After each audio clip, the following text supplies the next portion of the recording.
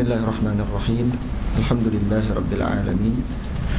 Wassalatu wassalamu ala asyrafil mursalin sayyidina Muhammadin ya Abdullah Rasulil amin wa ala alihi wa sahbihi ajma'in, amma ba'd. Assalamualaikum warahmatullahi wabarakatuh. Alhamdulillah, kita panjatkan syukur pada Allah Subhanahu wa taala. Saya minta maaf terlambat, baru balik dari musafir. Jadi saya ke kampung ni 3 jam naik kereta api, balik 3 jam, jam tengah jalan pula. Lepas tu balik tukar baju lagi. Itu yang terlewat, saya minta maaf. Baik.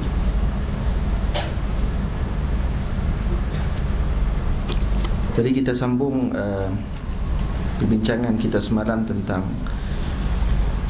wahdaniyah bagi Allah Subhanahu wa taala, bagi sifat salbiyah bagi Allah. Dan moga-moga fahamlah yang semalam kita bincang tentang kam muttasil, kam munfasil pada sifat, pada zat, dan juga kam munfasil pada af'al. Baik. Kalau tengok di bawah yang Syekh Jamal Faruq tulis tu, yang ada kitab Syekh Jamal, Syekh sebut jelas lah di situ lah. Al-wahdaniyah, kata Syekh, fi dzati was-sifati wal-af'ali. Tamam. Naam. Was-sifati wal-af'ali tanfi al-kumum al-khamsata. Jadi wahdaniyah pada zat, sifat dan af'al menafikan 5 kam. Dan kam semalam kita dah bahas. Wahdatuz zati tanfi al-kammal muttasila fi dzati wa huwa tarakkubuha min ajza'in. Jadi wahdatuz zat, esanya zat Allah Ta'ala menafikan kam muttasil pada zat. Apa maksud kam muttasil pada zat? Tarakkubuha min ajza', tersusun zat Allah Ta'ala itu daripada sesuatu juzuk. Ini mustahil bagi Allah tersusun dengan juzuk yang tertentu. Seperti kita, ada tangan, ada kaki dan sebagainya. Yang kedua, wa tanfi al-kammal munfasila wa huwa ta'addudu dzati bihaitsu yakunu ma'ahu ta'ala ilahan akhar. Ilahun akhar. Yakunu ma'ahu ta'ala ilahun akhar. Baik. Ilah jadi apa? Jadi khabar kana. Jadi dinafikan kam munfasil pada zat Allah Ta'ala itu dengan dinafikan ta'addudiz zat, berbilang-bilang zat, yang mana bihaitsu yakunu ma'ahu ta'ala ilahun akhar, ada Tuhan lain, mustahil. Bahawa subhanahu ahadaz zati fala tarkiba fi zatihi wa wahidi az-zati fala ta'adduda fi zatihi. Jadi Allah Subhanahu wa taala adalah zat yang tidak tersusun dengan sesuatu juzuk. Laisa kamitslihi syai' wa huwas samiul basir. Dan Allah Taala juga adalah satu-satunya esa, Tuhan yang esa, yang tidak ada berbilang pada zat Allah Taala. Itu bermakna ada Tuhan lain yang seumpama Allah. Baik, wa wahdatus sifat tanfi al-kammal muttasila wa huwa ta'addudu fi sifati al-wahidah. Wahdatus sifat pula menafikan kam muttasil pada sifat. Apa kam muttasil pada sifat? Iaitu berbilang-bilang sifat pada sifat yang sama. Contohnya qudrah, ada qudratan, mustahil bagi Allah qudrah berbilang-bilang. Ilmu, ilman, ini ilmu yang berbilang-bilang. Iradah, iradatan, iradah yang berbilang-bilang. Ini mustahil bagi Allah Ta'ala. Boleh? Baik. Yang berbilangnya pada apa? Pada ta'alluq dengan ilmu tersebut, iaitu maklumat. Ta'alluq dengan qudrah tersebut, iaitu makhdurat. Nah, itu yang berbilang. Tapi sifat Allah Ta'ala tidak berbilang. Karena kalau berbilang bermakna ada kekurangan sebelum tu. Boleh? Ini bunyi apa? Handset siapa? Yang tak. Ya, handset pun banyak orang ni. Dia tak tahu handset mana. Dia diam lah. Baik. Bunyi balik. Dan kemudian watamfi al-kam al-munfasila wa huwa an yakuna li ghairihi ta'ala sifatan an yakuna li ghairihi ta'ala sifatun ka sifatihi falaysa li ahadin qudratun yakhluqu biha fatakunu mithlu qudratihi ta'ala. Jadi kam munfasil pula dinafikan pada sifat Allah Ta'ala pada kam munfasil. Ini dah 4 kam dah. 2 kam pada zat, 2 kam pada sifat. Kam munfasil pada sifat, apa dia makna dia? Bermakna ada satu lagi Tuhan, satu lagi zat yang mempunyai sifat seperti Allah. Mustahil. Jadi Allah ada qudrah menjadikan, Zaid juga ada qudrah menjadikan. Mustahil. Tak boleh gitu. Wahdatul af'al tanfi al-kam al-munfasil faqat. Al-kam al-munfasila faqat. Yang kelima, wahdatul af'al. Jadi Allah esa pada af'al. Bermakna apa? Bermakna tidak ada yang lain seumpama Allah yang melakukan perbuatan. Yang hanya melakukan perbuatan, yang mencipta perbuatan adalah Allah. Min haitsu al-khalqu wal ijad. Min haitsu al-khalqu wal ijad. Pada penciptaan perbuatan tersebut dan mengadakan perbuatan tersebut hanya Allah Ta'ala. Min haitsul mu'athir at-ta'thir faqat Allah. Allah sahaja yang memberi kesan. Jadi yang dinafikan pada kam, yang dinafikan pada af'al Allah Ta'ala pada kam munfasil. Kam munfasil bukan kam muttasil, kerana af'al Allah Ta'ala ta'addud. Dan af'al Allah Ta'ala berbagai. Mencipta, Allah Ta'ala ijad, i'dam, Allah menghidupkan, mematikan, memberi rezeki, menahan rezeki, kata semua sekali. Jadi itu tidak mustahil. Baik. Tapi kata Syekh, tengok. Wa huwa an yakuna li ghairihi ta'ala fi'lun ala wajhi al-ijad wal khalqi. Jadi yang dinafikan kam munfasil, iaitu ada satu lagi zat yang mempunyai af'al seperti af'al Allah Ta'ala, iaitu menjadikan. Dia pun mencipta juga perbuatan. Nanti yang ni akan bincang nanti af'alul ibad. Dalam bab ni akan bincang af'alul ibad, iaitu wahdaniyatul af'al, hanya Allah Ta'ala yang menjadikan. Kita hanya menjalankan perkara tersebut ada hasabil kasb wal iktisab, dengan bentuk kasbun saja, usaha saja, bukannya kita yang menjadikan perbuatan tersebut. Baik, nanti kita akan tengok dengan lanjut. Baik. Lepas tu dia kata fala khaliqa illahu, tidak ada yang menciptakan melainkan Allah. Wa haitsu yunsabu fi'lun li ghairihi fa huwa ala jihatil kasbi. Bila mana dinisbahkan fi'il tu kepada lain daripada Allah, maka tu hanya min jihatil kasbi. Bagi majaz aqli dia bagi. Apa majaz aqli? Isnadul fi'li ila ghairi fa'ili. Fa'il yang hakiki huwa Allah, yang ijad Allah. Boleh faham? Jadi kam tu kam munfasil. Baik. Yang kita buat ni apa dia? Min jihatil kasb. Hanya sekadar Allahumma salli ala sayyidina Muhammad, apa dia? Usaha saja, kasbun. Wa amma al-kam muttasil, wa amma al-kamul muttasil fil af'ali falaysa manfiyan. Kam muttasil pada af'al, sebab tu tidak dinafikan kam muttasil pada af'al. Kenapa?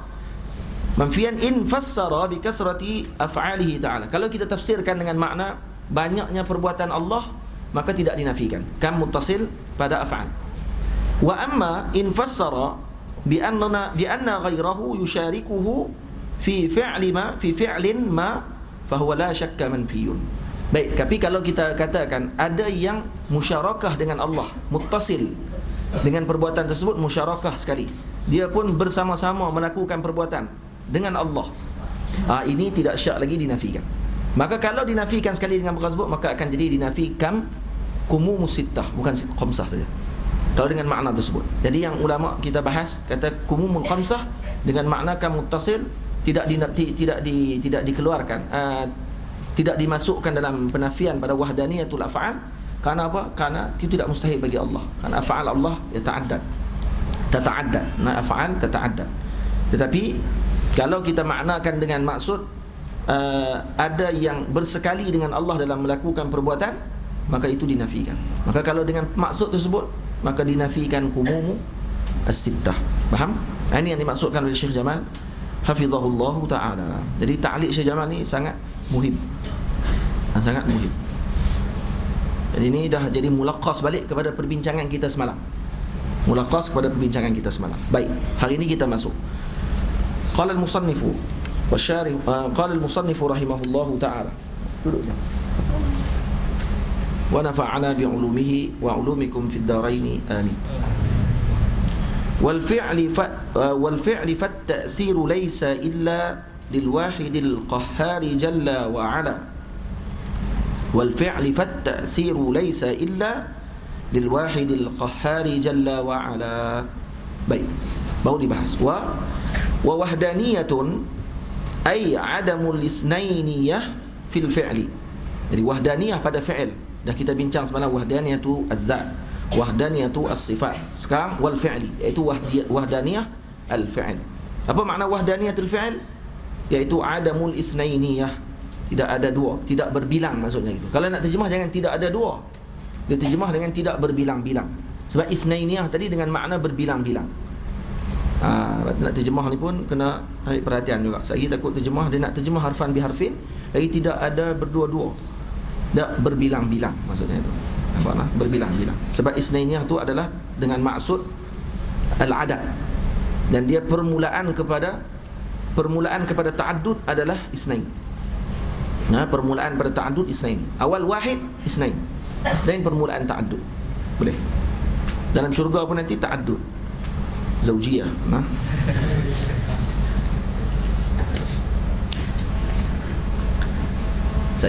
Saya di kampung baca kitab dengan Syekh. Saya baca kitab nikah. Tadi masuk bab nikah, memanglah kitab nikah lah. Kitab ni kitab apa ni, Zaitunatul Ilqah. Tak, bukan Zaitunatul Ilqah. Kitab Misbahul Falah, Imam Baijuuri rahimahullah. Jadi kitab yang masya-Allah tabarakallah. Kitab Imam Basaudan.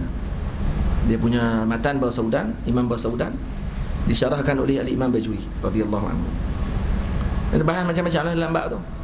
Kemudian masuk bab boleh kahwin tak dengan, ada ta'liq daripada dulu kitab yang asal, kitab makhtutah, ada yang tulis di bawah dia punya nota kaki tu, boleh tak kahwin dengan ikan duyung. Ada soal ditanya pada imam, pada ulama, boleh tak boleh kahwin dengan ikan duyung tak? Ikan duyung ni ada ke tak ada? Bila dibahas maksudnya ada. Kalau tidak orang tak bahas. Kalau tidak ulama tak sebut lah. Dia tak semestinya tak sebut tu ada tak. Kadang-kadang fiqh ni sebut saja, kadang benda tak ada lagi. Benda tu benda yang mungkinat. Faham lah? Bila mungkinat dibahas. Jadi mungkin wujud. Memang kita tak jumpa nak buat macam mana. Syekh sebut saya tadi comel. Syekh kata, Syekh sebut saya tadi. Syekh kata, segak dia macam orang. Saya kata badan setengah ikan, setengah ni. Dia kata dia. Ini tu. Segak dia kata. Boleh beranak. Dan kalau beranak, anak tu dinisbah kepada kita. Nasab kepada orang yang setubuh dengan ikan duyung tersebut. Baik, kalau setubuh dengan ikan duyung tadi, kena hukum hudud ke tak tidak?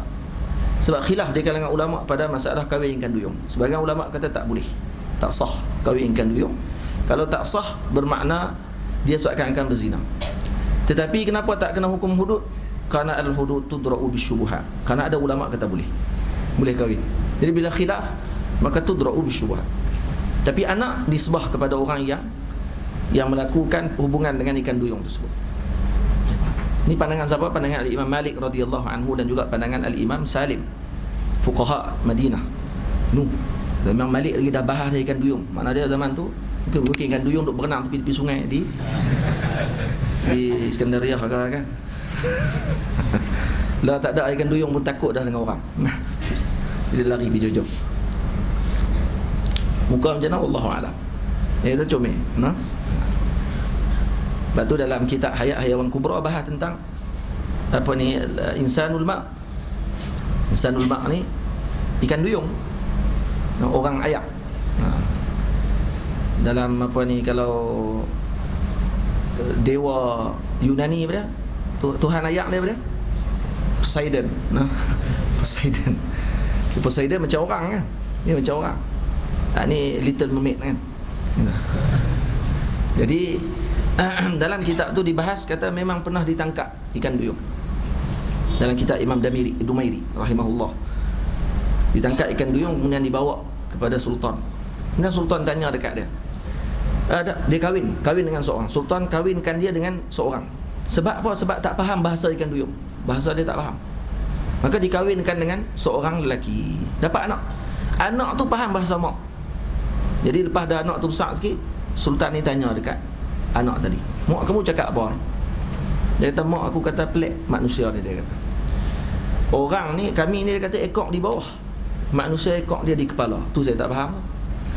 Saya tak faham ekor di kepala. Ekor apa ni di kepala ni? Kalau ekor di depan tu lain kira kan.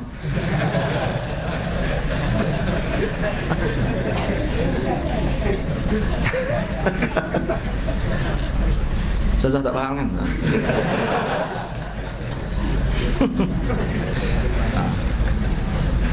InsyaAllah nanti saya nak baca kitab tu. Lepas tu dia ada cerita pasal orang perempuan, macam mana nak i'rab orang perempuan. Ada juga di bawah tu, Masya Allah. Ibn Sina sebut. Ibn Sina sebut, kalau kamu tengok orang perempuan, mulut dia macam ni, dia macam ni. Kalau kamu tengok mata dia macam ni, dia macam ni. Nanti kita baca, insyaAllah. Baik. Hak tu insyaAllah tak ada tidur. Dan insyaAllah kelas penuh. Tak percaya tengok kelas Habib, kitab nikah lagi banyak daripada muamalat. Dia ada muamalat, dia tak main, dia main tang nikah. Tang nikah tu semua Habib tunjuk kat saya. Masa dia keluar, dia tunjuk kat saya. Dia kata apa ni, dia buka-buka kitab, lepas tu dia tunjuk satu tempat. Dia kata, tengok ni nak syarah macam mana, dia kata nanti. Bab adabul jima'. Dalam kitab nanti ada bab adabul jima'. Dalam bab jima' tu dia Syekh Habib tunjuk saya, lepas tu hati yang saya gelak kuat tu. Nak terang macam mana, dia kata ni. Tak ada bab Habib, dia kata la haya' fil ilm. Tidak ada malu dalam ilmu. Nanti dia akan terang, dia kata, insyaAllah. Yang tu lagi ramai orang, insyaAllah. Nanti tak akan tidur. Lepas tu dia mula kalut nak praktikal. Baik. Inilah bahaya Rawak Jawi ni. Rawak Jawi ni bahaya. Sebab dia akan menyebarkan fikrah yang buruk kepada pelajar. Dah berhenti. Baik. Tak tahulah. Cukup dengan masukkan dengan unsur-unsur yang lain. Kitab fil fi'li, yakni annahu ta'ala muttasifun biwahdaniyatil af'al, bahawa Allah Ta'ala bersifat dengan apa? Dengan wahdaniyatil af'al, esa pada perbuatan. Falaisa sama man lahu fi'lun minal af'ali siwahu ta'ala. Jadi tidak ada yang lain melainkan Allah Ta'ala sahaja yang menjadikan perbuatan tersebut, yang menciptakan perbuatan. Iz kullu ma siwahu ajizun. Karena apa? Karena selain daripada Allah semuanya lemah. La ta'thira lahu fi syai'in minal asya'. Tidak ada yang memberi kesan kepada sesuatu yang lain. Jadi siapa yang mengatakan, ni kata Syekh, kata Imam Sibai, faman i'taqada at-ta'thir ay ijad wal ikhtira' li ghairihi ta'ala faqad athbata asy-syuraka. Siapa yang mengatakan bahawa ada taksir selain daripada Allah pada asya', pada suatu perkara, maka dia telah sabitkan syuraka bagi Allah. Maksud dia ada syarik bagi Allah Ta'ala. Yang ni yang Wahabi tak faham-faham. Wahabi tak faham-faham. Kita bila dah mengaji af'alullah Ta'ala ni, wahdaniyatul af'al, bagi Allah, hanya Allah yang menjadikan perbuatan tersebut. Yang taksir hanya Allah. Baik, kalau kita pergi ke maqam para awliya, dan kemudian kita bertawassul di maqam tersebut, adakah kita bermaksud wali tadi memberi kesan kepada kita? Tak. Yang memberi kesan hanya Allah Ta'ala. Nampak tak? Yang menjadikan hanya Allah Subhanahu Wa Ta'ala perbuatan dan sebagainya. Boleh? Bukan wali tersebut. Jadi bermakna kita tidak letakkan perkara tadi kepada wali tadi. Wahabi dia bezakan antara hidup dengan mati. Nampak? Dia bezakan hidup dengan mati. Lepas tu bila kita tanya, kenapa bila Nabi ketika hidup boleh kita nak tawassul dengan Nabi? Ya, tentu Nabi hidup. Bermakna kamu nak kata Nabi ketika hidup memberi taksir, ketika mati tidak beri taksir? Ya, na'am. Na'am, hadza asbata syuraka. Kamu telah letak syarik bagi Allah Ta'ala. Kamu lagi buruk akidah kamu. Beriman. Sebab tu yang pergi rumah saya, sembang-sembang, saya tanya dekat dia, jadi kalau maksudnya entah kalau jumpa doktor, jadi doktor tu bagi taksir lah, boleh bagi kesan lega lah kat entah ni. Tu dia. Doktor boleh bagi lega. Yang rosak ni taksir, saya kata dia yang buat lega apa semua tu. Dia yang bagi lega. Dia yang bagi lega. Sebab dia hidup. La ilaha illallah. Nampak akidah pun dah mula bab. Campur aduk. Pening, dia pun tak tahu, dia tak faham apa sebenarnya. Maksudnya Tuhan pun tak kenal ni. Lepas tu nak kata salaf macam mana ni? Kami manhaj salaf. Manhaj salaf apa Tuhan pun tak kenal. Tuhan duduk di langit. Tu dah satu dah. Nisbah Allah Ta'ala sama seperti makhluk. Allah duduk atas arasy. Berat lagi. Allah ada kaki tangan. Lagi berat. Ada taksir lain selain pada Allah Ta'ala. Nampak? Ni dalil bila jahil tentang sifat Allah Ta'ala. Bila orang yang mengaji tauhid masuk tentang sifat salbiyah ni saja dah bahas tentang af'alul ibad. Dah bahas tentang af'alul ibad. Khair, insya-Allah. Tak ada dalam hati kita ni yang memberi kesan hanya Allah Subhanahu wa Ta'ala. Nampak tak? Dan kita jumpa para awliya dan sebagainya, itu hanya sebab. Sebab yang Allah Ta'ala jadikan. Sebab adi. Sebab dan musabbab. Jadikan Allah Ta'ala jadikan ni sebagai rabit untuk kita bertemu dengan Allah Subhanahu wa Ta'ala. Karena Allah Ta'ala beri kepada mereka ni barakah. Allah anugerahkan kepada mereka barakah. Boleh. Baik. Wal masyhuru fi isbatil wahdaniyati burhanut tamanu'. Masyhur pada kita isbatkan wahdaniyah pada Allah Ta'ala, esa pada Allah ni apa dia? Burhanut tamanu'. Ini kita dah bahas sebelum ni. Dinamakan burhan tamanu' juga dengan burhan taghalub. Al-musyaru ilaihi biqaulihi ta'ala, yang diisyaratkan dengan kalam Allah Ta'ala, law kana fihima alihatun illallahu lafasadata. Ayat ni saja kalau bahas ni, masya-Allah. Illa tadi tu apa dia tu? Huruf ke fi'il ke isim ke?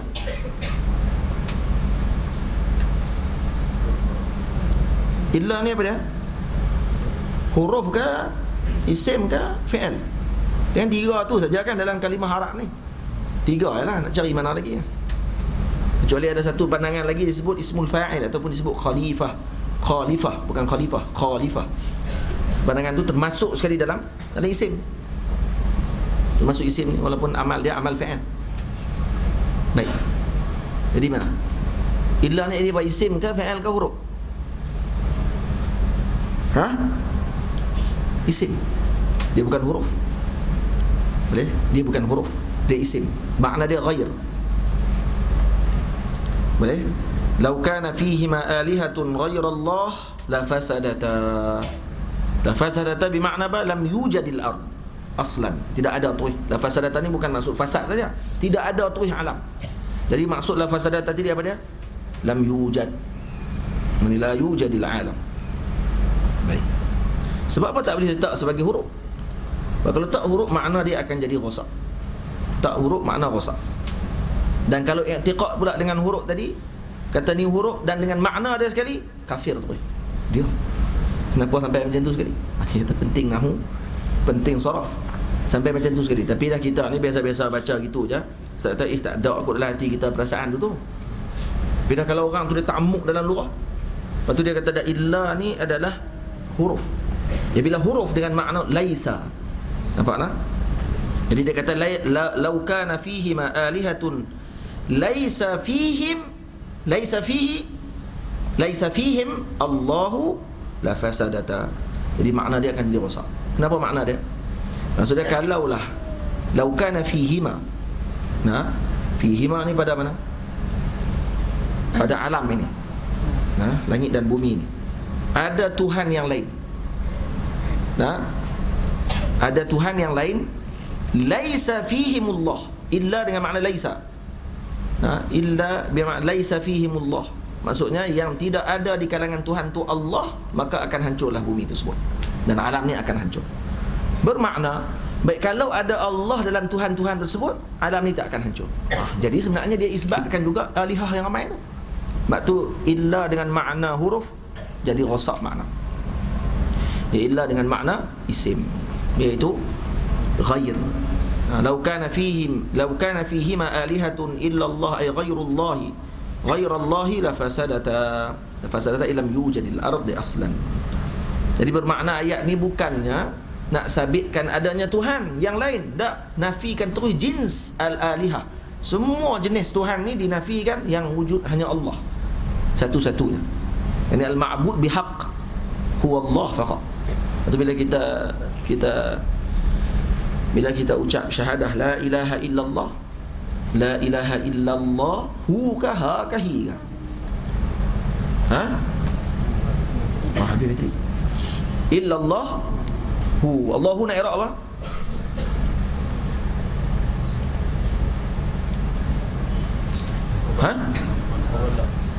Khabar? Khabar? La nafi al-jins. Betul. Jadi badal mubdal minhu dia mahzuf. Takdir dia pada la ilaha illallah ma'budun bihaqqin illallahu. Mana? La ilaha ma'budun bihaq illallahu. Allah tu adalah ma'bud bihaq. La illa, nah, maka dia isbat. Faham tak? Dia akan isbatkan, iaitu al-ilah Allah. Jadi ilah ma'bud huwa Allah. Al-ma'bud tu huwa Allah. Ai ma'bud tu mubdal minhu. Mubdal minhu mahzuf. Takdir dia la ilaha ma'budun bihaqqin illallahu. Faham?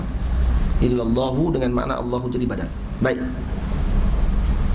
Mungkin ada wajah i'rab lain, boleh cari lain. Baik. Jadi itu makna law kana fihi ma alihatun illallahu la fasadata. Ni dalil lepas burhanut tamanu, yang menafikan adanya Tuhan yang lain daripada Allah. Hanya Allah sahaja Tuhan. Baik, kenapa kita kata mereka menyembah Tuhan-Tuhan mereka? Tuhan tu pada i'tiqad mereka, bukan dengan makna yang benar. Nah, kenapa kita kata la ilaha illallah tu? La ilaha ma'budun bihaq, bermakna ada ilah yang ma'bud bi ghairi haq. Nah, wa ghair ma'bud aslan, dia bukannya disembah sebenarnya, dia bukan Tuhan pun. Jadi tu pun diiktibar sebagai Tuhan juga tu. Tuhan dengan i'tiqad orang yang pegang tadi. Sebab dia i'tiqad jazim ghair mutabiq lil waqi'. Pun i'tiqad juga, dikira ilmu juga tu. Dia i'tiqad juga, cuma ghair mutabiq lil waqi'. Nak tiga amal. Boleh. Wa hasiluhu, hasil. Hasil ni dia panggil istilah ni, hasiluhu ni. Kalau kamu buka lain kitab-kitab turas, dia akan jumpa. Wa hasiluhu. Hasiluhu apa hasiluhu? Ai tafsil ba'da al-ijmal. Ingat tak? Hasiluhu ni istilah. Kalau kamu jumpa dalam kitab-kitab turas, hasiluhu, maka dia adalah makna daripada tafsil ba'dal ijmal. Sebelum tu dia ijmalkan, kemudian baru dia tafsil. Selepas hasil tu dia tafsilkan. Dia akan terang dengan terperinci. Satu lagi dipanggil muhassal. Al-muhassal atau muhassaluhu. Muhassal apa dia? Al-ijmal ba'da tafsil. Kalau dia tafsil dah, kemudian dia nak ijmalkan selepas tafsil panjang tadi, maka tu dipanggil muhassaluhu. Itu kalau kamu buka kitab-kitab turas, jumpa wa muhassaluhu. Apa makna wa muhassaluhu ni? Muhassal maksudnya al-ijmal ba'da tafsil. Jadi kalam ni ijmal selepas tafsil. Ni istilah. Jadi tak boleh terjemah hasil ni. Maksud kita kalau kita nak terjemah wa hasiluhu, apa dia maksud dia? Kalau nak terjemah dengan makna dia, penerangan secara terperincinya begini. Hasiluhu tu maksudnya penerangan secara terperincinya. Jadi kita taklah terjemah dan hasilnya ini. Jadi ilmu terjemah ni penting. Penting juga sebab kita bukan terjemah semua benda. Contohnya bila Arab dia sebut dalam bahasa dia bodoh seperti himar, dia tak? Kalau kita nak tulis dalam bahasa Melayu, adakah kita nak tulis kamu ni bodoh seperti himar juga? Tak. Kita akan tulis apa? Seperti lembu. Padahal sebab ni masal dia apa? Al-masal la yataghayyar. Contohnya Ahlu Makkah adra bi syi'abiha. Ahli Makkah lebih kenal tentang jalan-jalan lorong dalam Makkah. Jadi kita nak terjemah dia macam mana perkataan tersebut? Bahasa Melayu kita peribahasa apa yang kata orang tempat tu yang lebih tahu? Ada tak? Ha? Ha? Jauh hari mengenal manikam. Boleh juga. Boleh lah ya. Tapi tak apa nak nampak sangat tu kan. Ada hal lain ke contoh lain? Ha? Harapkan pagar-pagar makan padi tu tak ada kaitan lah tu. Baik. Itulah cerita dia. Baik. Jadi hasiluhu tu apa dia? At-tafsil na'am ba'dal ijmal. Nah, tafsil ba'dal ijmal. Baik. Ini penting. Penting kalau baca kitab-kitab turah kamu jumpa ni bagi orang panggil key kepada bacaan kita. Kaifa taqra al-kutub. Macam mana nak baca kitab-kitab turas? Daripada mana ambil benda-benda ni? Daripada masyayikh. Daripada masyayikh. Masyayikh yang terang benda ni sebab apa? Sebab mereka mengambil daripada masyayikh sebelumnya. Dan masyayikh itu ambil sampai kepada pengarang kitab. Dan pengarang kitab macam mana dia boleh karang dengan namat ataupun dengan sirah yang sama seperti pengarang sebelum dia, melainkan kerana ada silsilah dia punya sanad pengajian dia tadi sampai kepada guru tersebut, yang mana mereka telah bersepakat mengatakan untuk dalam sistem penulisan begini sistem dia, hasil ini makna dia, muhassal ini makna dia. Faham? Dan orang yang tak belajar dengan guru, dia tak akan jumpa benda ni. Dia akan jumpa hasilnya, cuma hasilnya, bukan at-tafsil ba'dal ijmal. Boleh faham? Annahu law amkana at-ta'addudu la amkana at-tamanu'u bainahuma.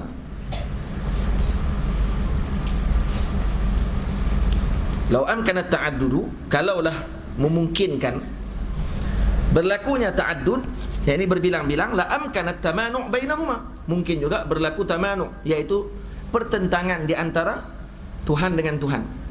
Bi an yurida ahaduhuma harakata Zaidin mathalan. Contohnya seperti salah satu daripada Tuhan berkehendak untuk menggerakkan Zaid, wal aqaru sukunahu, dan yang satu lagi Tuhan nak bagi diam Zaid pada Zaid yang sama. Mana? Zaid yang sama, Tuhan pertama kata saya nak gerakkan dia, Tuhan kata tak boleh, saya nak diamkan dia. Harakah dengan sukun kalau bertemu dua-dua sekali panggil apa ni? Ijtima' diddain. Kalau ijtima' diddain ni masalah dia bermasalah kan? Dia akan jadi muhal aqli pada masa yang sama. Gerak masa yang sama, diam. Mana boleh? Idh kullu minhuma amrun mumkinun fi nafsih. Kenapa? Harakah mungkin dan juga as-sukun mungkin fi nafsihi. Wa kadza ta'alluqul iradati bi kulli minhuma. Dan begitu juga ta'alluq iradah. Setiap Tuhan ni dia ada iradah dia. Kalau kita sebut kata Tuhan ada ramai ni, ni orang panggil burhanit tamanu'. Nak tolak kata banyaknya Tuhan ni contoh pertama. Nah, contoh akal yang pertama berdasarkan ayat Quran, "Lau kana fihi ma alihatun illallah la fasadata." Jadi ayat ni maka dikeluarkan dia punya kaedah akliyah ni macam ni, nak faham dia. Kalau ada dua Tuhan bermakna kemungkinan satu Tuhan, dua-dua Tuhan ni akan tamanu, akan berkelahi, akan bertengkar. Sebab satu Tuhan dia nak buat gerak pada Zaid, satu Tuhan lagi nak buat diam pada Zaid. Dan kedua-dua ni gerak dan diam adalah perkara mungkinat. Dan perkara mungkinat ta'alluq di bawah iradah. Dan kedua-dua Tuhan ada iradah. Faham ni? Ni makna dia ni. Wahina idzin imma an yahsulal amran. Dia kata pada waktu tersebut imma yahsulal amran, dua-dua sekali berlaku.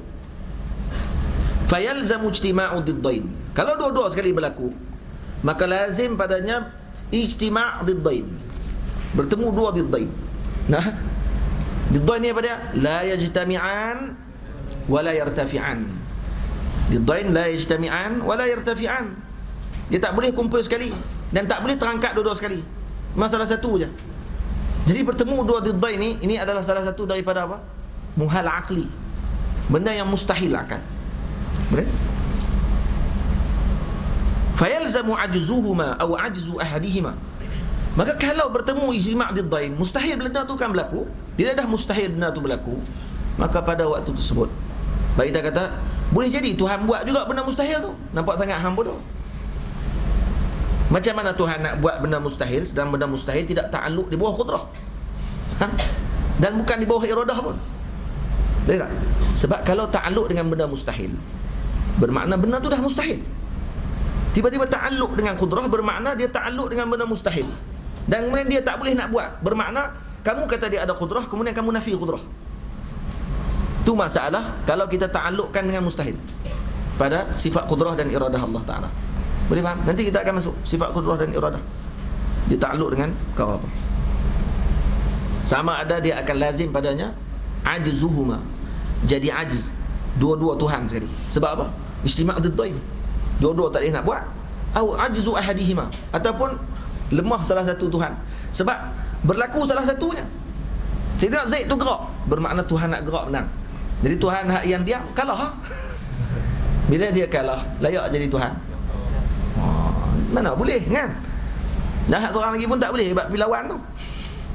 Tak pilawan. Wa huwa amaratul hudusi wal imkani. Dan ini adalah dalil kepada apa? Bila ajzu ahadihima au ajzu huma, ini dalil kepada dalam alamat kepada hudus dan imkan, lima fihi min syaibatil ihtiyaj, karena ada nampak samar-samar memerlukan kepada sesuatu. Nah, fata'addudu mustalzimun li imkani tamanu', maka ta'addud itu akan lazim padanya berlaku imkan, tamanu' berlakunya pertentangan, al mustalzimu lil muhal fayakunu at-ta'addudu muhalan. Nampak tak? Jadi bila dah muhal perkara tersebut, maka ta'addud pun muhal. Bila dah perkara tu muhal, tak akan berlaku, maka Allahumma salli ala sayyidina Muhammad, ta'addud lebih muhal. Boleh? Jadi idza sabata al-malzum sabata al-lazim. Jadi bila sabit padanya apa ni tamanu', maka lazim padanya ta'addud itu muhal. Boleh. Wa bima dzukira indafa'a ma yuqal innahu yajuzu an yattafiqa. Jadi dengan apa yang kita sebutkan di sini, indafa'a ma yuqalu innahu yajuzu an yattafiqa min ghairi tamanu'in. Boleh jadi juga kedua-duanya sekali. Ini akan kita halang daripada orang berpandangan pula kata kedua-dua Tuhan bersepakat. Nampak tak? Bersepakat pula. Mereka tak berkelahi tapi pakat sepakat. Wa hasilud daf'i, ada hasilud daf'i ni apa dia mana? Mana ada tafsil ba'da al-ijmal. Tadi diijmalkan saja perkataan tadi, kemudian baru ditafsirkan sekali. Annal imkana muhalun wa in lam yaqa' tamanu'un bil fi'li. Nampak tak? Hasilud daf'i, macam mana nak dafa', nak menahan daripada pandangan tersebut. Annal imkan muhal. Nah, imkan at-tawafuq tadi ni adalah muhal, wa in lam yaqa' tamanu'un bil fi'li. Wa in lam yaqa' tamanu'un bil fi'li. Saya tengok balik apa makna dia.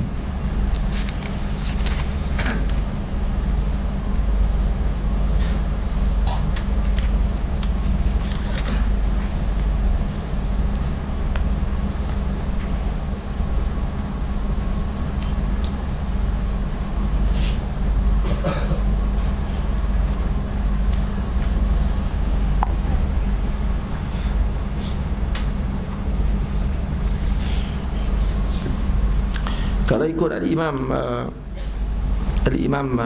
Allahumma salli ala sayyidina Muhammad, Imam Sawi, dia kata wa qawluhu hasilud daf'i ila akhirih ay fal ayatu hujjatun qat'iyyatun la dalila iqna'i. Jadi dia kata ayat tadi hasilud daf', pada ayat tersebut law kana fihi ma alihatun illa Allah la fasadata, dia kata ayat tersebut adalah hujjah qat'i, la dalil iqna'i. Dia hujjah qat'iyyah. Nah, cuma bukan dalil yang ikhna. Karena apa? Karena kemungkinan dia kata apa ni, Allah SWT boleh berlaku tamanu', boleh berlaku tawafuq. Sebab tu dia hujjah qat'iyah, hujjah. Tetapi dia sebab tu nak iqna'kan dengan akal. Macam mana nak faham ayat tersebut? Sebab tu dikeluarkan dalil tamanu' dan dalil tawafuq. Boleh faham? Dan kata Syekh, dia kata kama qila bal qala fi at-tabsirah إن هذا القول كاد أن يكون كفرا وإيضاح الآية أنه لو تعدد الإله لم تتكون السماوات والأرض لأن تكونهما إما بمجموع القدرتين أو بإحداهما والكل باطل. أما الأول فلأن شأن الإله كمال القدرة فإذا توجهت لشيء أبرزته، وأما الآخر فلما مر فيلزم عجزه فلا يوجد شيء Nidal alam wa adamul wujudil alam muhal li'annahu khilaful hissi wal ayani fayakunu ma'na fasadata lam tujada. Jadi saya sebut tadi kan, fasadata makna lam tujada aslan, tidak akan ada tuih. Jadi katanya, baik kalau kata tamanu' maka akan ternafi tuih perkara tersebut secara jelas. Sebab apa? Sebab akan imma yang pertama ada khudrah, yang kedua tidak ada khudrah. Boleh? Ataupun dia kata ataupun di anna takawwanahuma imma bi majmu'il qudratain, sama ada dengan dua qudrah, atau bi ihdahuma fal kullu batil, amma al awwal fali anna sya'na al ilah kamalul qudrah. Kenapa dinafikan ada dua qudrah taksir dengan satu fi'il? Dua qudrah taksir dengan satu fi'il ni seakan-akan kita nak buat titik, tapi dua orang guna pen yang sama. Dua pen nak buat satu titik. Dia jadi macam mana? Titik. Orang panggil ni tak ada muassir yang lain. Ada dua taksir. Jadi ada dua taksir. Seorang pegang pen, seorang lagi pegang pen. Lepas tu nak buat titik yang satu. Dia jadi apa? Jadi berkeli tak? Belaga pen tu. Sama ada tak jadi titik tu terus? Baru berkeli nak siapa nak buat titik tu. Dan sama ada titik tu tak akan jadi satu. Tak tu. Boleh faham? Jadi itu dah nafi. Sebab apa? Sebab kalau kata ada dua qudrah, maka ternafi padanya ilah ini adalah kamal qudrah. Kerana dia perlu pada qudrah yang satu lagi untuk mengadakan. Nampak? Fa amal akhar falamma marra fa yalzam ajzuhu. Baik, kalau kata yang kedua pula dengan makna satu Tuhan lagi ada qudrah, satu lagi ajiz, tidak mampu untuk lakukan, bermakna kita dah nafikan satu Tuhan lagi sebagai Tuhan kerana dia telah tidak ada qudrah pada waktu tersebut. Baik.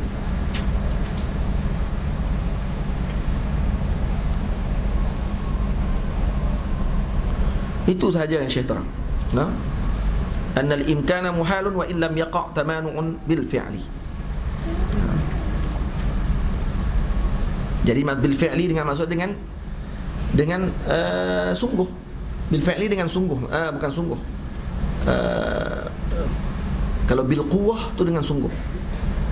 Bil fi'li dengan makna apa dia? Dengan nak berterjemah tu, nak terjemah apa ni bil fi'li? Contohnya apa ni? Terjemah apa bil fi'li? Nak main ayat terjemah tu. Kalau bil quwwah, quwwah ma'ruf kan? Buah apa ni, Muhammad Abu Nur akan jadi alim pada masa akan datang. Amin. Bil quwwah atau bil fi'l bil quwwah, kerana sekarang ni masih budak. Bila dah jadi nanti bil fi'l, masa kemungkinan nak jadi itu dia panggil bil quwwah. Jadi dah bil fi'l. Ha ni maksudnya wa illam yaqa' tamanu'un bil fi'l. Maksudnya walaupun perkara tu memang tak ada pun, tamanu' tu tidak berlaku langsung pun, kerana cuma diletakkan dalil tadi untuk nafikan adanya Tuhan yang lain, walaupun benda tu tak ada pun. Boleh? Walaupun benda tu hakikatnya tidak ada pun pada hakikat. Cuma ni dibuat sekadar ditulis oleh ulama dalil untuk nak iqna'kan akal kita bahawa tidak ada Tuhan yang pelbagai. Karena kalau ada yang berbagai ni, sama ada mungkin alam ni dah tak ada dah pada waktu tersebut. Sebab dua-dua berkelahi, nak jadi tak mau jadi lah kali tak ada terus alam. Makna dah sekarang. Tapi sekarang ni bil hissi wal ayan, alam ada. Jadi bermakna mungkin tamanu, mungkin tawafuq. Boleh jadi tawafuq pula. Kalau tawafuq pun sama jugalah dia punya takhrir dia, iaitu kedua-dua Tuhan sama ada taksir dengan muassir yang banyak, muassirat, ataupun dengan makna satu lagi lemah, satu saja lagi yang memberikan arahan dan sebagainya. Maka yang bagi arahan tu dah Tuhan, yang lain tadi ni tidak layak jadi Tuhan, maka ternafi juga ta'addud ilah pada waktu tersebut. Boleh faham? Wa idza alimta annahu ta'ala yajibu lahul wahdaniyah, bila mana kamu mengetahui bahawa Allah Ta'ala itu wajib padanya wahdaniyah, esa, fa ta'thir wal ikhtira'u wal ijadu lil asya'i min al adam. Wahdaniyah itu fa ta'thir al ikhtira' wal ijad. Ta'thir maksud yang menjadikan. Nah, yang menjadikan, yang memberi kesan pada sesuatu. Minal adam laisa ay la yasihu li ahadin. Tidaklah sah kepada sesuatu yang lain illa lil wahidil qahhari wahdahu jalla wa ala, melainkan hanya kepada Allah sahaja. Apa dia tu? Ya, baik. Fala ta'thira liqudratina fi syai'in min af'alina al-ikhtiyariyah.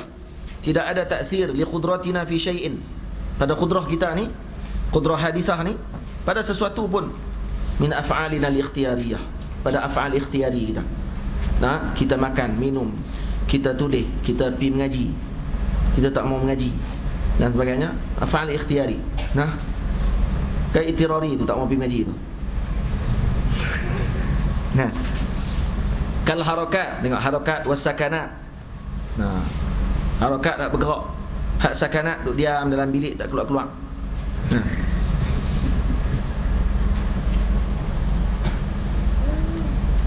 program lompat kan? Bola di kaki, ukhuwah di hati. Bola kat kepala berhenti kan? Kal harakati was sakanati wal qiyami wal qu'ud, berdiri, duduk, wa nahwi dzalik, itu semua af'al ikhtiyari. Dan apa dia ada dua jenis af'al. Yang pertama af'al ikhtiyari, yang kedua dipanggil af'al ittirari. Af'al ikhtiyari yang mana kita nampak dengan surah seakan kita ikhtiar dengan perkara tersebut. Faham? Af'al ittirar, yang ni kita tidak ada majal dalam urusan tersebut. Contoh, gerak darah dalam badan kita, ittirar. Kalau kita boleh kawal gerak darah dalam badan kita, jantung kita berdegup, ittirar. Berapa banyak jantung kita berdegup dalam masa sedetik, 2 detik, 3 detik. Berapa galen yang jantung kita telah pump dalam masa berapa jam, dalam masa beberapa minit, berapa jam, berapa banyak jantung kita pump dia punya galen darah tersebut. Nah, ni apa ni, Allah SWT ni tidak ada kudrah pada kita. Betul orang yang kata dia buat perbuatan, ni orang yang majnun. Nah, wa fi anfusikum afala tubsirun, pada diri kamu tak tengok kan betapa lemahnya kamu dalam urusan tersebut. Hatta kedip mata kita pun, nah, bukan ikhtiar, ittirar. Tak. Lepas tu ni mulut kita, dalam mulut kita ni ayat liuk bila nak keluar waktu kita bercakap dan waktu kita tidur. Macam mana dia proses pada tu sampai meleleh keluar. Jadi apa ni?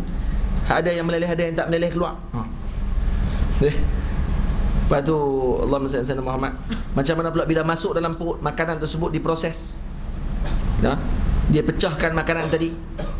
Kemudian dibahagikan pula dia punya kalsium, yang protein yang ada dalam tu, lemak yang ada dalam tu, sebagainya ke bahagian-bahagian yang diperlukan oleh badan. Semua af'al ittirar. Yang ni tidak ada khilaf. Ittirar tidak ada khilaf di kalangan semua mazhab. Nah, melainkan orang yang ahli falsafah yang gila ni.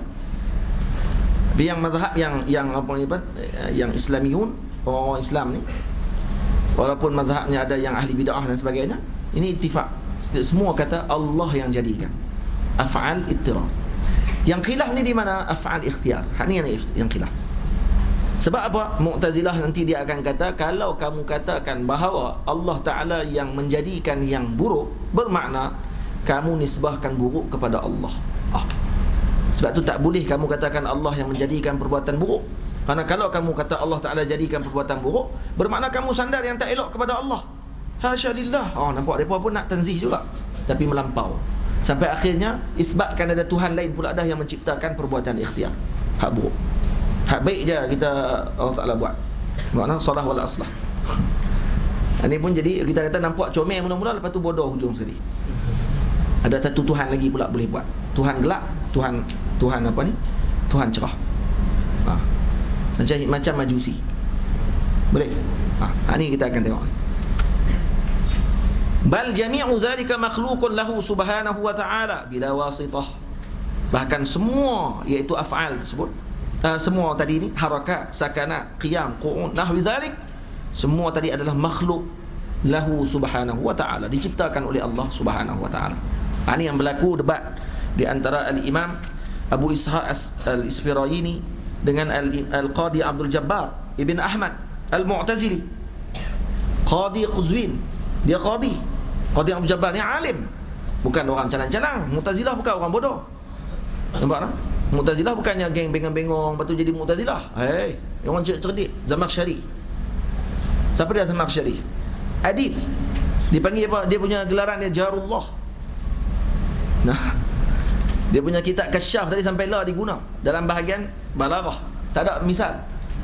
Tak boleh lawan dengan dia. Hebatnya. Walaupun Al-Imam Abu Sa'ud radhiyallahu anhu menulis kitab tafsir Abu Sa'ud untuk nak balas balik kepada balaghah Zamakhsyari, tapi tak mampu nak sampai kepada tahap Zamakhsyari. Hebatnya Zamakhsyari. Boleh tulislah tafsir juga. Dan tafsir Al-Imam Abu Sa'ud digunakan sebagai muqaranah pandangan Zamakhsyari yang takyid kepada mazhab Mu'tazilah. Lepas tu tafsir Abu Sa'ud kena ada 10 jilid taba'ah lama ada di rumah saya. Kan masyayikh kita sebut kan, sebut nama kitab kan, indi nuskhah fil bait. Saya pun ada satu nuskhah. Syekh tolong cari, ini nuskhah lama ada di rumah. Tak silap saya, nuskhah saya tu punya Syekh Ali Jumaah punya. Saya ada banyak beberapa kitab di rumah saya yang Syekh Ali Jumaah punya.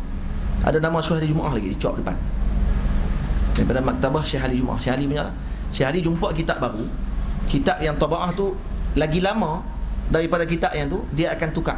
Tu tabak lama juga. Dia akan tukar dengan kutab. Nah, orang yang jual kitab ni, orang geng-geng jual kitab ni, dia akan tukar dengan dia. Boleh. Ada kat rumah saya 2-3 kitab juga Syekh Ali tu. Baik. Tu Zamakhsyari. Tengok apa Qadi Abu Ishaq Abdul Jabbar bin Ahmad Al-Mu'tazili ni, Qadi Quzwin. Dia kata dakhala 'inda ibn Abbad wazir al-Mu'izz. Wazir Mu'izz li dinillah. Mu'izz li dinillah tu kan jalan Mu'izz li dinillah belakang Sayyidina Husain tu. Kan satu syariat Mu'izz li dinillah tu. Ni dia punya wazir dia, menteri dia. Nama Ibnu Abbad. Pernah lalu tak belakang tu? Pernah pergi tak belakang tu? Comel kawasan tu. Macam di Spain. Dia pergi belakang tu rasa macam bukan di Mesir dah. Sebab comel, dia jaga elok. Tak ada lah sampah-sampah sarap ni. Elok aja jalan belakang tu. Pergi jalan sekali, tengok. Belakang Sayyidina Husain tu penuh tempat sejarah tu. Tu kawasan Qahirah lama. Duduk saja dah nak mengaji malah ke, jalan lah. Nanti boleh jadi tourism kan? Apa tu? Turis guide. Tourism lah. Turis guide. Baik. Fara'a indahu al-ustadha Aba Ishaq al-Isfirayini, imam ahli sunnah. Dia masuk ke Ibnu Abbad, Qadi Abdul Jabbar. Dia masuk dia tengok ada imam Al-Imam Isfirayini radhiyallahu anhu, al-Ustaz Aba Ishaq. Jadi Imam Abu Ishaq al-Isfirayini digelar al-Ustaz. Sebab tu kalau kamu buka kitab-kitab tauhid, digelar qala al-Ustaz, yakni al-Ustaz Abu Ishaq al-Isfirayini. Itu istilah. Ini bukan ustaz ni, ustaz kamu lah kan? Lepas tu gelaran ustaz ni besar sebenarnya. Besar ustaz. Antara yang dapat gelaran ustaz Al-Imam Abu Ishaq al-Isfirayini. Yang dapat gelaran ustaz lagi Al-Imam Fakhruddin Ar-Razi rahimahullah, digelar al-Ustaz. Syekh Yasin Al-Fadani kata Tuan Guru Haji Abdullah Lubuk Tapah, dia kata dapat juga gelaran Al-Ustaz. Al-Ustaz ni orang yang menguasai ke semua bidang ilmu, akliyat dan naqliyat. Nampak tak? Syekh Yasin Padang, dia bukan hanya reti ilmu syariat. Mana ada bidang apa dia tak tulis, semua dia tulis kitab. Dia nak mengajar mantik, dia tulis kitab mantik. Dia mengajar qawaid fiqhiyah, dia tulis kitab qawaid fiqhiyah. Sampai ada seorang ulama Arab pergi ke Mekah nak cari Syekh Yasin Padang, sebab dia duk baca kitab-kitab tak jumpa masalah tu, duk pening masalah tu, buka-buka fawaid janiyah, jumpa masalah. Selesai masalah dia. Dia tu siapa dia ni yang tulis ni? Yasin Al-Fadani. Siapa Yasin ni? Muhammad Yasin Al-Fadani. Siapa dia ni? Pergi ke Mekah. Ulama daripada Syria katanya. Pergi cari rumah Syekh Yasin, jumpa lah rumah Syekh Yasin. Pergi ketuk pintu rumah Syekh Yasin. Ketuk-ketuk pintu, Syekh Yasin pun buka dengan pakai kain plekat, baju pagoda. Lepas tu tadi pinggang hijau orang buat umrah tu. Tadi pinggang Mekah tu. Lepas tu kain selipak ni, kepiah jabuk atas kepala. Lepas tu dia pun masuk tanya, Aina Yasin? Aina Muhammad Yasin Al-Fadani? Ana? La, laisa anta. La, laisa anta. Bukan hang. Aku nak cari Yasin Al-Fadani. Dia duk ingat Syekh Yasin Al-Fadani orang yang masya-Allah, janggut masya-Allah, serbannya sekali dengan Tak pula apa ni, kain syal atas ni 2 kain syal ke, jubah 4 lapis. Dia pakai jubah goda. Kagum dia, masya-Allah tabarakallah. Ni alim yang sangat agung, Syekh Yasin Al-Fadani rahimahullahu taala. Dia gelar al-ustaz kerana dia boleh dalam ilmu falak, dia juga boleh kimia, dia juga boleh ilmu arkitektur. Syekh Yasin Al-Fadani. Dia mengaji bila ni? Wallahu a'lam. Ni ada orang yang Allah Taala jadikan otak dia macam tu. Orang yang kalau boleh bidang arkitek ni bermakna dia ni memang cerdik gila. Macam Syekh Fudah, Syekh Said Fudah ni orang yang alim dalam, dia arkitek, sampailah masih arkitek lagi. Dia arkitek lagi. Orang kerja arkitek ni memang cerdik. Otak dia lain sikit. Sebab tu kalau masuk bidang arkitektur ni bidang cerdik. Dia otak dia orang panggil apa? Kreatif. Yang senang nak buat bangunan. Nak lukis-lukis. Try lukis tengok. Pernah tengok ada yang dalam YouTube dia ni arkitek dan dia lukis macam mana bangunan. Kita tak tergambar dia nak lukis apa. Dia tarik. Dia tengok, wih, jadi plan yang sangat comel. Masya-Allah. Ni memang abkhar, termasuk abkhari. Kalau orang masuk bidang arkitektur tu dan juga dia berjaya dalam bidang tu lah, bukan dia masuk setengah lepas tu dia fail. Kena buang bidang, lepas tu dia kata dia cerdik. Ada juga jenis tu pun dia cerdik lah pada asal, tapi dia tak nak minat. Ada juga jenis tu. Saya dulu lepas PMR di sekolah saya, di sekolah menengah kebangsaan Agama Baling tu, ada bidang arkitek. Dia ada bahagian arkitek dan juga ada bahagian di sekolah menengah agama yang ada arkitek, salah satunya sekolah Agama Baling. Kemudian bidang apa ni, sains, lepas tu dengan kelas ekonomi. Masa tu kalau dapat elok PMR ni, tak mau lah kelas ekonomi tu, tak mau dah. Nak masuk biologi lah, kelas sains. Kalau keluar tu pergi makan kat kantin, orang tengok, wih, abang tu kelas sains tu. Baru ni boleh tanya soalan-soalan pelbagai ni. Okay, orang cerdik lah. Saya pun masuk dengan niat yang buruk. Masuk ke kelas sains. Saya masuk kelas sains, duduk kelas sains, rasa hebat. Padahal tak minat pun. Tapi masa tu guru kaunseling saya, moga Allah rahmati dia lah, saya pun terlupa nama dia. Dia guru kaunseling kita tu semua kerja terang apa. Kalau kerja, dia kerja yang hebat-hebat, 40,000 antaranya kerja di pelantak minyak. Mengaji rajin-rajin, ambil SPM, bagi PMR, bagi dapat elok, masuk kelas sains. Nanti masuk bahagian petroleum ni. Lepas tu boleh duduk di atas apa ni, tengah-tengah laut tu. Gaji 40,000 sebulan, nak makan mendatang apa lagi. Kita pun masuk, masya-Allah, 40,000. 40,000. Nak otak kan? Betul masuk kelas sains. Lepas tu ada jadi bahagian samudera lah, apalah. Saya tak minat. Ngaji sat lah. Main matematik tambahan, jam tu. Hak mula-mula boleh lah. Mula-mula kelas tu, dapat hebat 90/100. Kira hebat lah masa tu. Lepas tu main bab kedua, jam lah. Ni macam mana tu? Tak faham-faham lah. Dan itulah antara madah yang paling saya benci di dunia. Ingat. Kemudian dapat kuliah Islam Kelang. Lepas dapat kuliah Islam Kelang, saya keluar dapat kelas ekonomi, bahagian agama. Banyak itulah bidang saya. Tapi bukan bahagian ekonomi tu, sebab saya tak pernah buat pun latihan prinsip akaun. Tapi ustazah tu, cikgu tak pernah marah. Nazrul, mana ni apa ni prinsip akaun punya apa ni orang panggil pelatihan mana? Cikgu, saya minta maaf, cikgu, saya penimpa lah, tak reti nak buat ni. Tak apa-apa. Bagus lah cikgu. Cikgu saya cukup bagus lah. La ilaha illallah. Moga Allah rahmati dia. Dan dengan kerahmatan tersebutlah ketika SPM, orang lain semuanya waktu jawab akaun, untung saya seorang yang rugi. Saya boleh kira. Saya tak pernah kira habis akaun, tiba-tiba masa SPM boleh kira. Kira-kira, wih, dapat dia punya natijah tu dapat. Dia punya apa dia? Imbangan duga. Baru ingat balik, dengar balik ni. 12 tahun lah. Baru dengar balik imbangan duga. Saya pun duga lah. Dapat sonok. Masya-Allah, tak pernah dapat ni. Sebab saya duk kira-kira selalu tak pernah dapat. Tengok dapat. Keluar daripada dewan, cerita sembang dengan kawan-kawan. Semua pakai geng-geng pandai lah. Saya pun duduk dengan geng pandai. Saya tak pun nak pandai.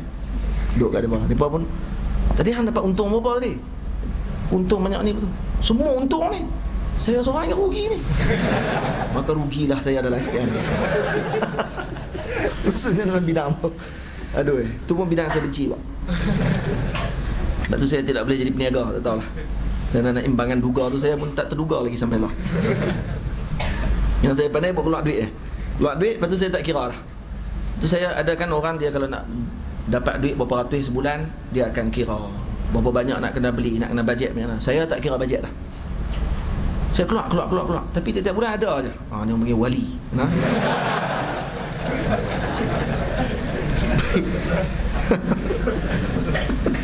Lawak inilah ruak Jawi. Bahaya. Ruak Jawi ni bahaya. Jaga elok. Baik, ni panjang lagi ni. Lepas tu dengan cerita saya pula lagi panjang. Baik, kita berhenti setakat tu. Sebab saya pun dia terlewat. Ni lagi ada kelas Ustaz Aero pula. Kita berhenti pada fala ta'sira li qudratina. Muhammad Abu Nur duduk dia. Fala ta'sira li qudratina. Menurut saya tengok soalan tak? Kita akan sambung hari Ahad minggu depan. Assalam Ustaz. Salam mutabih ni. Assalam wassalam. Istighasah dengan tawassul ada beza atau sama?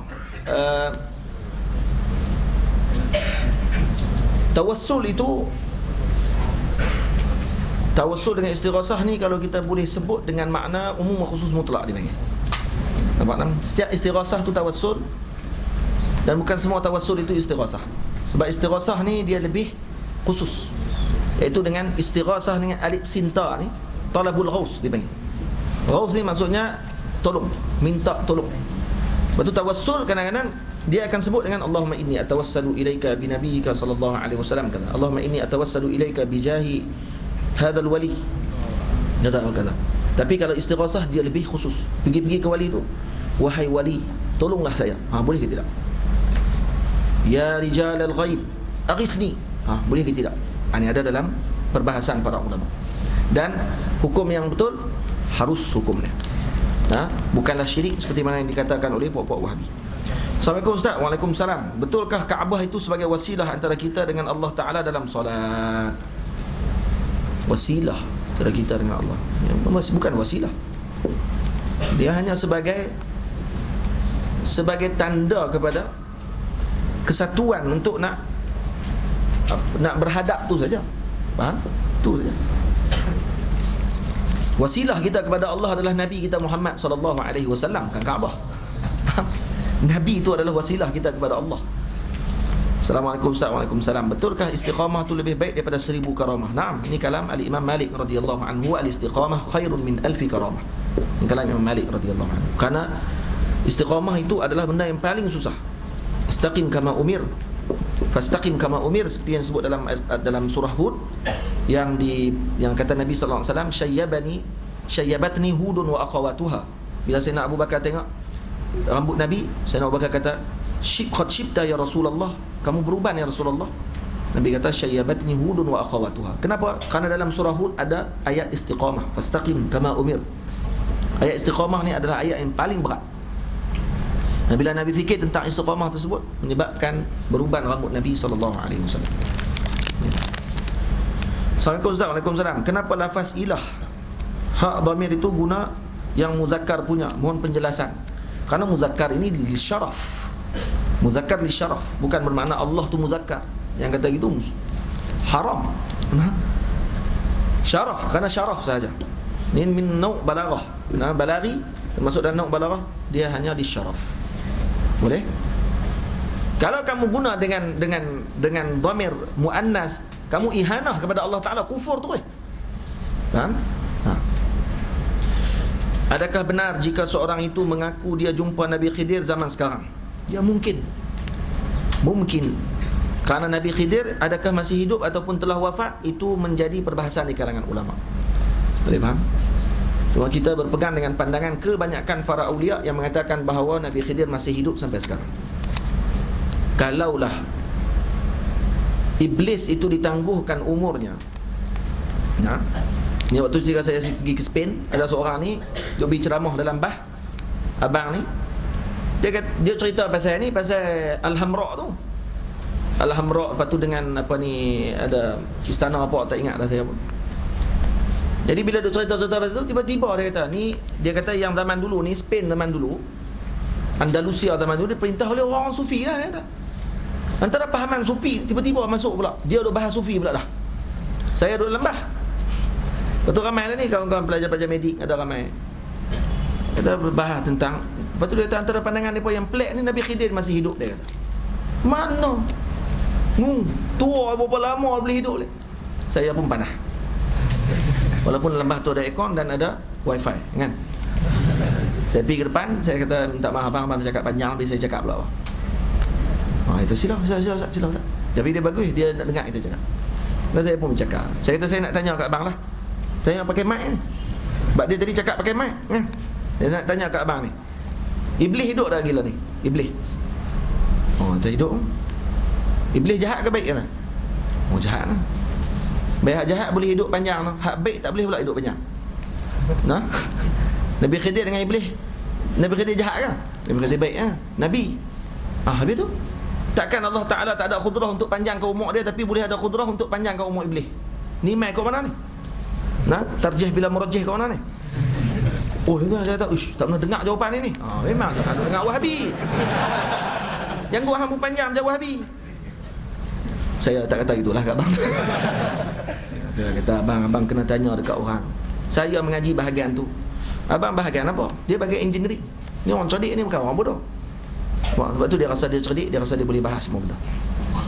Dia kenal-kenal dengan tu, dia terus tak boleh bahas. Jadi maksudnya saya lebih cerdik daripada dia. Assalamualaikum. Waalaikumsalam. Perempuan istihadah boleh tak jamak solat dengan satu wudu? Tidak boleh. Tidak boleh. Karena apa? Karena dua solat yang fardu tidak boleh solat dengan darah istihadah dengan satu wudu. Tak boleh. Tak pendek-pendek itu ya. Soalan dia pun pendek je. Assalamualaikum Ustaz. Waalaikumsalam. Berapa lama Ustaz ambil masa untuk jadi hebat dalam baca kitab Arab? Ya. Adakah Ustaz memang hebat baca kitab Arab sebelum Ustaz datang masa lagi? Saya memang hebat.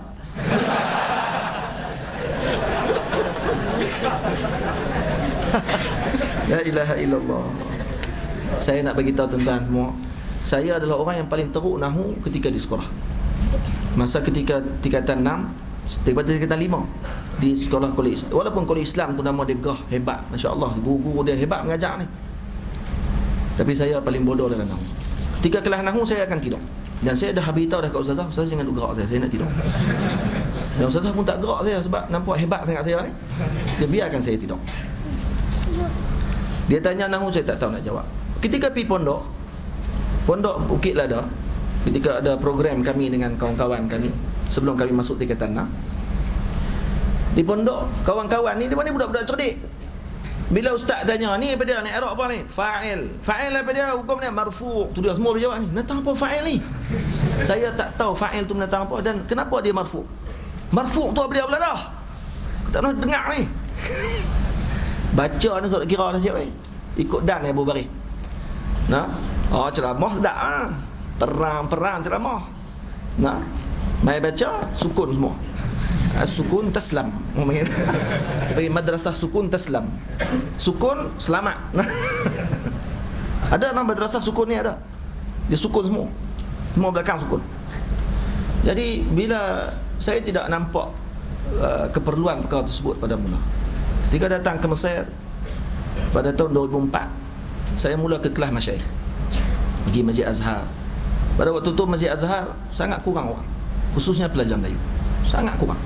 Syekh Ahmad Hajin pada waktu tersebut mengajak di Masjid Al-Azhar. Ketika saya pergi pada waktu tersebut, Syekh Ahmad Hajin hanya mengajak 2 orang je orang Arab. Tu baca kitab Majmu', hebat gila.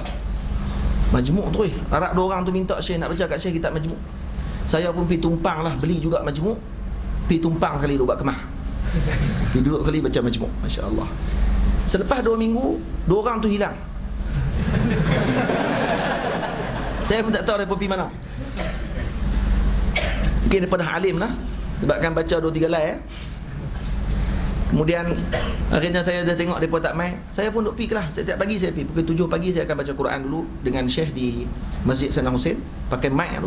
Saya pun buat suara sedap sebab dengar satu Masjid Sayyidina Hussein. Lepas tu dapat roti full kan, dengan full baca Quran Syekh dengar. Kemudian habis tu saya pergi Masjid Azhar, jumpa Syekh Ahmad Ajin. Tengok Syekh Ahmad duk jalan seorang-seorang dia saja. Tiap hari macam tu. Saya jumpa Syekh Ahmad, saya kata, Syekh, saya nak baca kitab Majmu', nak sambung balik yang mereka tu baca. Syekh kata, tak ada orang nak baca, kita 2 orang je. Dia kata, macam ni lah, kamu baca, kalau kamu tak faham tanya kat aku. Tu dia lagi hebat. Kemudian masa tu bermula-mula sikit, dia ada kelas. Ustaz Airul masa tu dah ikut dah kelas Syekh Said Syaltu, sebagainya, ada kelas dah waktu tu. Saya pun ikut sikit-sikit. Lepas tu Syekh Iman Ifat rahimahullah, kemudian Syekh Ali Jumaah. Syekh Ali waktu tu duduk mengajar lagi, saya pergi ikut je lah. Ada kenangan sekali, saya dalam kelas tu, Syekh Amru datang, duduk depan. Syekh Amru mari lewat, lepas tu dia main duduk depan. Dia main duduk depan, kaki saya ni lengoh. Lepas tu saya belaga belakang Syekh, belaga. Saya tak tahu kata dia Syekh. Saya baru main belaga belakang Syekh. Lepas tu Syekh pun tengok.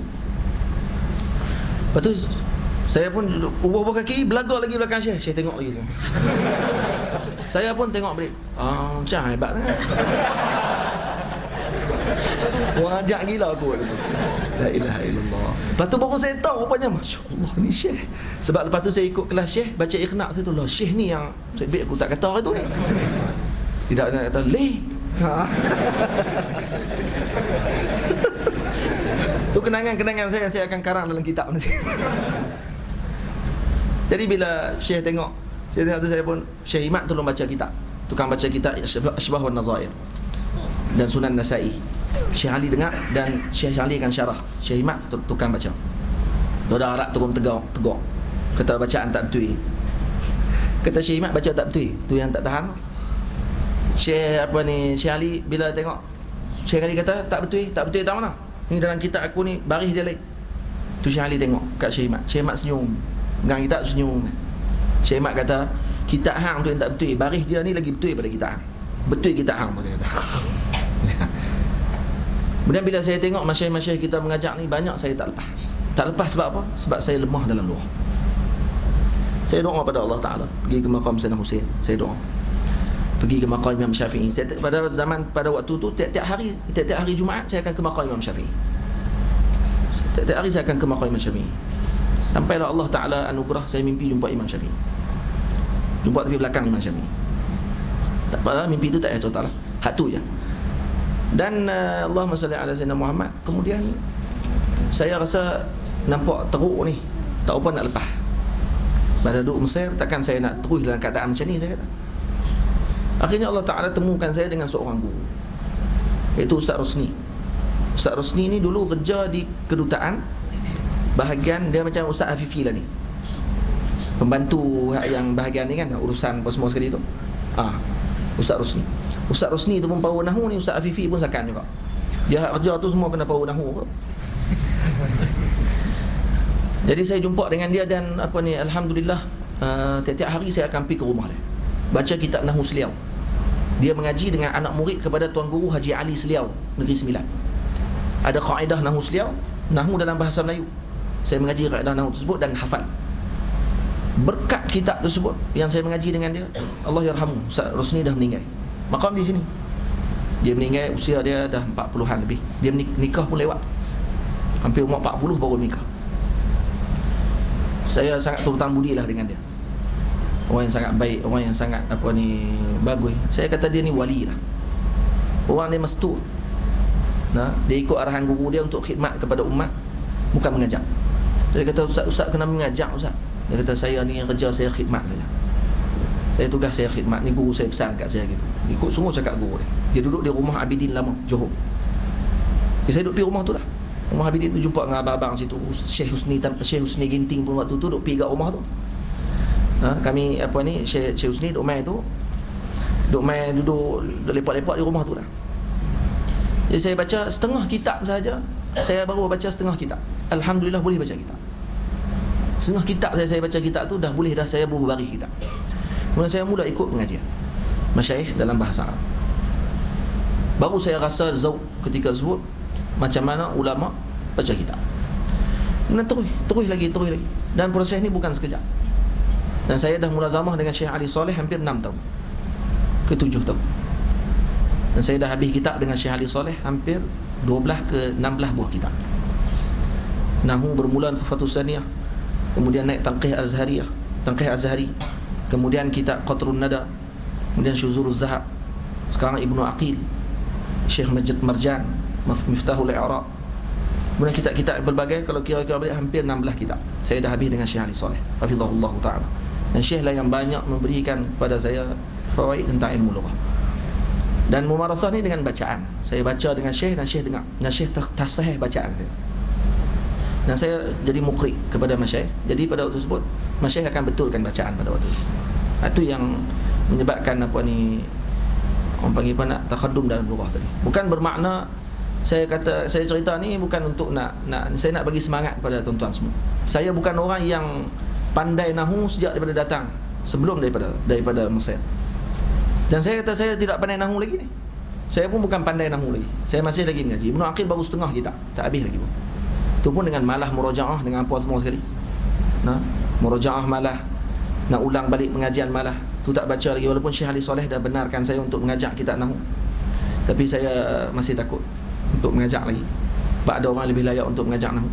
Tapi kalau nak murojaah di rumah tu, insya-Allah saya bolehlah baca-baca kat rumah untuk saya ulang balik. Kadang-kadang saya baca dengan zaujah, ulang balik bacaan, baca Qatrun Nada sikit-sikit. Tapi itulah, dengan zaujah ni dilambat sikit, mungkin kena ada 2 barulah cepat sikit. Lawan itu dah cerita saya. Cerita ni untuk bagi semangat, bukan untuk saya nak tunjuk kata saya ni reti dan sebagainya. Tidak. Saya nak bagi semangat kepada tuan-tuan, jangan abaikan ilmu lughah.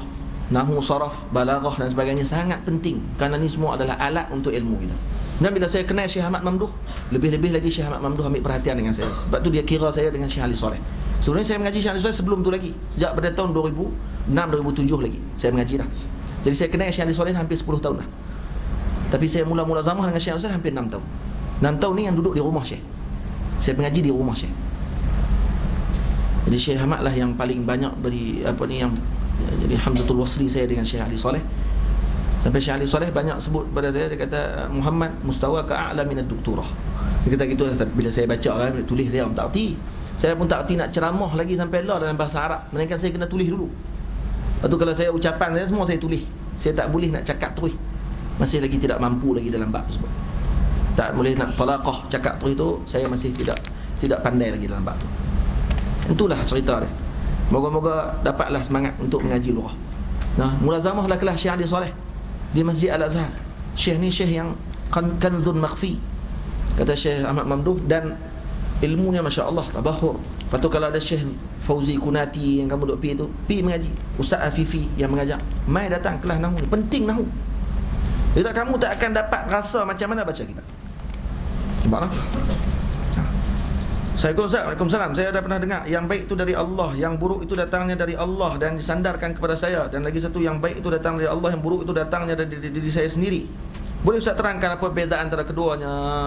Ini ta'adduban ma Allah Ta'ala. Nanti kita akan terang. Saya akan terang nanti ada dalam ni. Nanti akan ada dalam ni, kita akan terang nanti. Dia dalam bab ta'addub dengan Allah Ta'ala. Hakikatnya itu hanya kasbun daripada kita, tapi bukan min haisul ikhtira' wal ijad Allah Subhanahu wa ta'ala. Ada soalan lagi kan ni? Assalamualaikum Ustaz, izinkan saya bertanya. Mustaghni an muqassis wala in berdia ni. Mahallu sifatillah.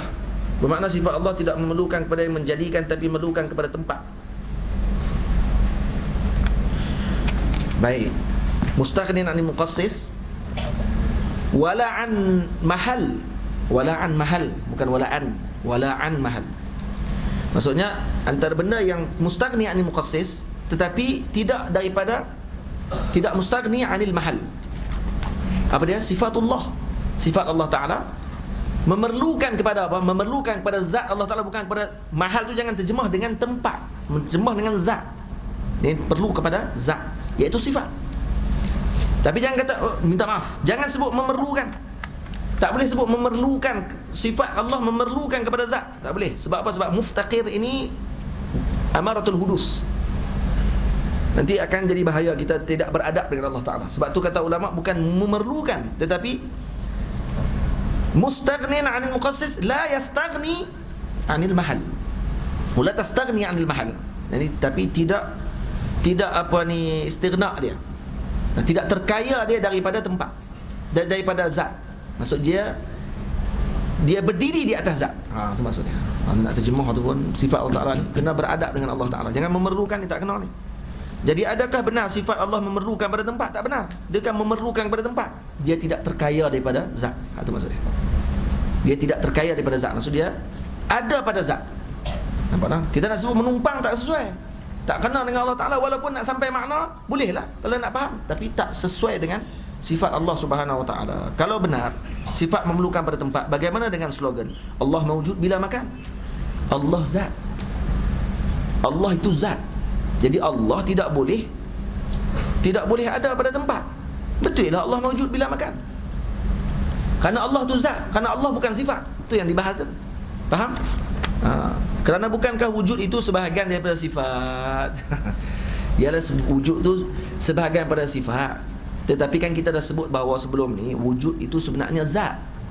Jadi Allah mawjud ay makna zatullah Ta'ala mawjudun bila makan.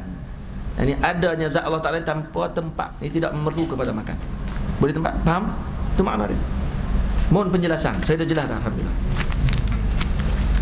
Baik. Setakat tu dulu, insya-Allah kita akan temu pada hari Ahad nanti. Saya minta maaf terlewat. Yang kemudian terlewat habis pula ni Ustaz Heru pula nak kelas. Jadi setakat tu dulu aku qauli hadza astaghfirullahal azim li wa lakum.